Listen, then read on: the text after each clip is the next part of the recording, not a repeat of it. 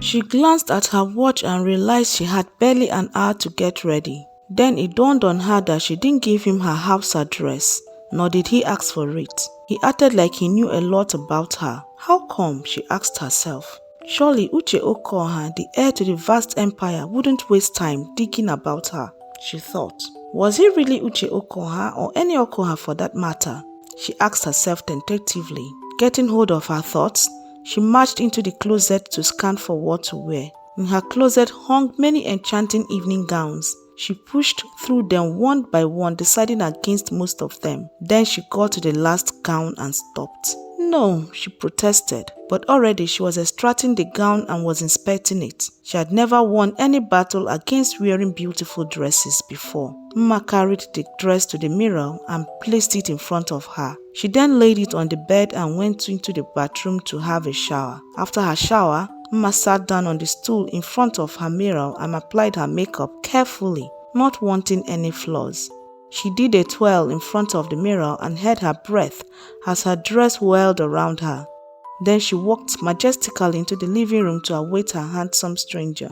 She heard the doorbell and her heart skipped a beat in anticipation. But still in her emotions, she went to open the door for him. She opened the door and stepped back to allow him to come in. "Whoa," he exclaimed after a moment of observing her. "The jacket is becoming on you," she complimented sincerely. Uche chuckled in his deep, throaty voice. "We should get going," she said, because her living room had become too tiny with him inside it. "Okay," he courteously indicated the door. Mma picked up her wrap and her purse and followed him. They stepped into the cool evening air, and she shivered, wondering if it was from cold or because of this creature walking beside her. She was taken aback by the huge Rolls Royce. Well, she expected nothing less from Uche Okoha, she thought as he opened the door for her and closed it. "How did you find out where I live?" she asked suddenly as they drove off. "I made it my business to know." "Is that how you pursue your women?" "Pursue is not exactly the word I would use." "What would you call it then?" "I had to know you." "To know if I was good enough for Uche Okoha? Spoiling for trouble, are we?" he joked. "How would you feel if someone did that to you? The deed has already been done. Don't let it spoil the night." Mma's anger wasn't spent yet, and she was dying in frustrating silence. "You've gone very quiet. Are you still angry with me?" "I was not angry with you, just disgusted at your audacity," she retorted. "Good, because we are here." Mma watched the splendid environment in awe. The house itself was something out of a fairy tale. "Oh wow," she exclaimed as she walked beside him, her earlier rancor forgotten by the sheer splendor of the estate. Uche smiled in satisfaction over her excitement and drew her closer to him. In that split second, Mma forgot he was a total stranger. She felt she had known him all her life. She relaxed, enjoying the powerful male strength of the hard body and strong hands holding her tiny waist. Suddenly they stopped, and Mma saw a woman standing at the door beaming at Uche. "Now, I was thinking you would dare miss it," the woman cooed. "Meet Mma, CEO of Mma's collection, and this is my sister Uju, the celebrant. Please, I'm Eva, not Uju," she corrected. This man would never get that into his head. Mma smiled, agreeing and wondering if anybody could get anything into his head. "Did you design this?" she asked coolly. "Yes, I did," Mma answered, not missing the note of suspicion in the girl's voice, and it surprised her. Uche led her through the stairs, and when they got to the landing, she saw about 100 guests mingling below, all in different glistering eye-catching attires. She looked up from descending the stairs as she felt a kind of calmness from the people below. She wondered what they were staring at. What she didn't see was what beautiful and romantic picture they made, or how adorable and innocent she looked in her Grecian gown. Besides, she wasn't just with anybody, but with Uche Okoha, the most sought-after bachelor, both by daughters and their matchmaking mamas. And if she had looked well enough, she would have seen that part of the silence that descended on everybody was envy. Her brain was reeling with different names and faces of people introduced to her. She couldn't believe the blatant coldness of some of the women and their outrageous flirtation with Uche. "My parents," he shouted so Mma could hear him over the music. "Your mother is more beautiful in person." "Thank you," he replied, leading her to meet them. Mma's gaze moved from his mother to his father. This was where he got his height and looks. "Well, if this is not my son," his mother said.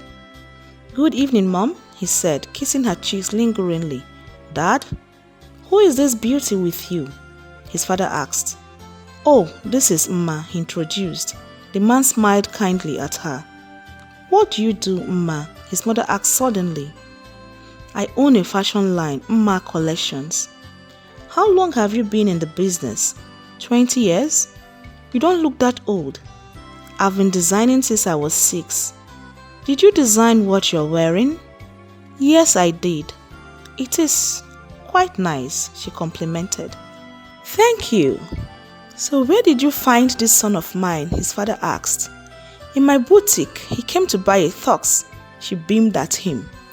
"A tux, Uchi?" His mother looked horrified. "Well, a man has got to have an excuse for wandering in a boutique," he joked. "So are you wearing her design?" his father asked.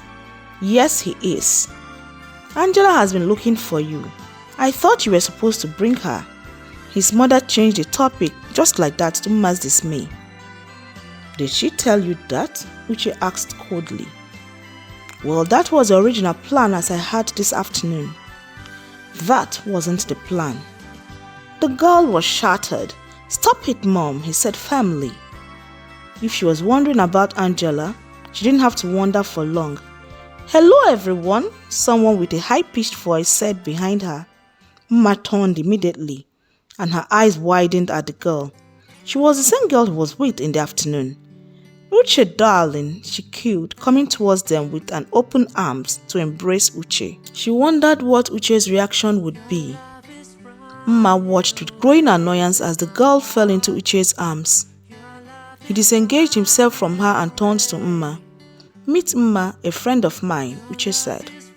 "And I'm Angela, a very close friend of Uche," Angela said before he could introduce her. Mma smiled coolly. "So you were serious this afternoon?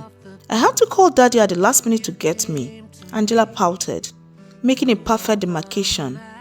Mma was suddenly alone. She could only watch with dismay. "So, my dear," Uche's father turned to her. Mma gave him a brilliant smile, trying to ignore the fact that Uche seemed to have abandoned her. "Tell me a little about you," he said. "There is really very little to tell," she smiled.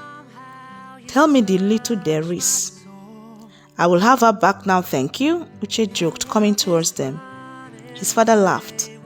"Uche was telling me what you do," Angela said coldly. "Did you design this?" "Yes, I did," Mma answered. "Don't you think it's out of fashion?" Angela asked haughtily. Mma took a deep breath. She realized she couldn't just let the girl get away with such degrading remark. "Actually, considering the fact that fashion designers like me control fashion and trends, I've brought this one back in vogue," Mma answered, smiling at Angela's shocked expression. "What are you doing here? You were not invited," Eva cried, coming towards them. "Hush, Eva. You're making a spectacle of yourself," Mrs. Okoha rebuked mildly. "Well there, you can't have your brother's attention all your life. I thought you have realized that since you are getting married," Angela shot back.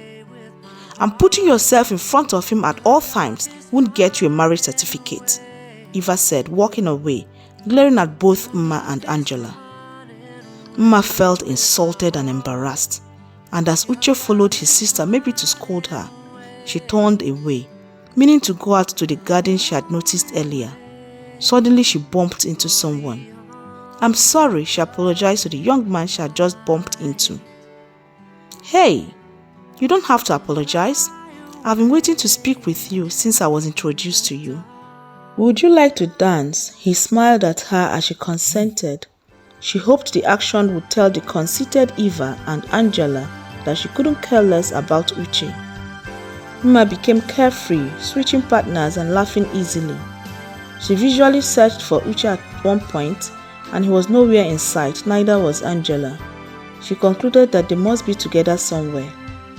Uchi could burn to ashes for all she cared, she thought angrily.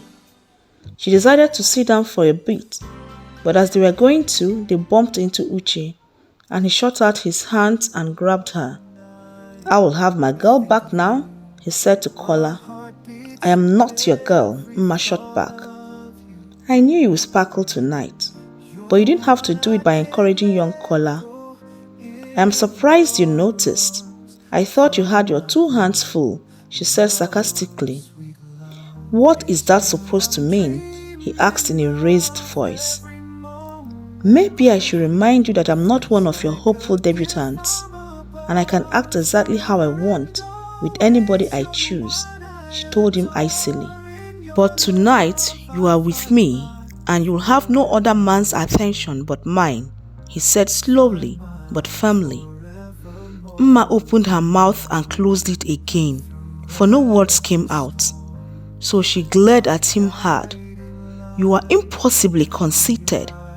Do you think I'm Angela, who would give her two eyes to have your attention?"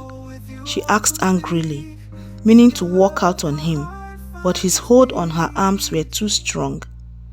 She stopped struggling and looked at him, meaning to glare him into releasing her hands. But it was a mistake, because in that moment, she found his gaze too powerful that time and place stood still. Lost in the whirlpool that was his eyes, and freed from her inhibitions, she imagined how those lips would feel like. When he drew her nearer, she had no resistance left. Then he kissed her.